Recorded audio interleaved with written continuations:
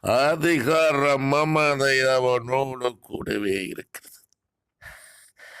அவன் நாயலை அவனால் நிர்ணயிக்க முடியுமா? அவனுக்கு விரோதமாகவே நான் என் கரத்தை நீட்டுக் கொண்டிருக்கிறேன்.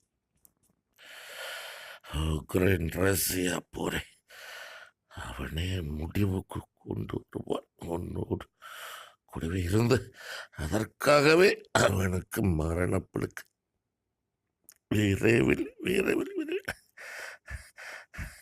உலக ஜனங்கள் உன்னை அறிவார்கள்.